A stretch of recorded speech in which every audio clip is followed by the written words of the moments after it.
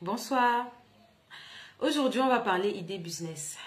J'ai remarqué de plus en plus que presque tout le monde, toutes les femmes, lorsqu'elles parlent business, elles parlent capillaire, vente des produits capillaires, soins cosmétiques, vendre les laits de toilette, les savons et j'en passe. C'est pas une mauvaise chose, c'est un secteur porteur.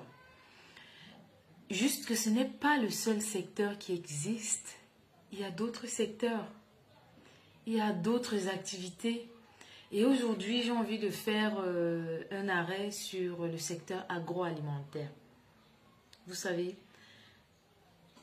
le Cameroun est riche, je vous assure. Et l'une de nos richesses, ce sont nos terres, ce sont nos produits. Ce sont nos ressources naturelles. D'accord? Pensez simplement à les transformer. Vous aurez toutes les idées du monde. Pensez simplement à la transformation. Vous ne vous demandez pas, quand on finit de cultiver la banane, elle va mûrir. Qu'est-ce qu'on fait de la banane qui mûrit pour ne pas la jeter? Ou alors, qu'est-ce qu'on fait même d'elle avant qu'elle ne mûrisse pour ne pas la jeter? Quand on a beaucoup de tomates, qu'est-ce qu'on fait pour que nos tomates ne pourrissent pas? Qu'est-ce qu'on fait pour les rattraper? Est-ce qu'on pense à la transformation de nos produits et de nos ressources? Est-ce qu'on le fait? Je vais vous prendre un exemple que j'aime bien. Les produits du Nord Cameroun. C'est une mine d'or. De toutes les régions, bien sûr. Quand je dis le Nord, j'ai juste pris un exemple comme ça.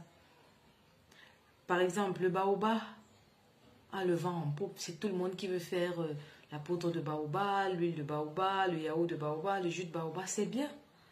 Mais il y a beaucoup d'autres produits. Si on reste même dans le Nord seulement, vous savez où c'est il y a les dattes, il y a beaucoup de produits dont on ignore même les noms parfois. Allez vers ces produits-là, cherchez comment vous pouvez apporter de la valeur ajoutée pour les mettre sur nos tables. Parce que c'est tout ce que le consommateur recherche, c'est ça en fait. Que vous puissiez m'apporter les dattes, par exemple, sous forme de confiture.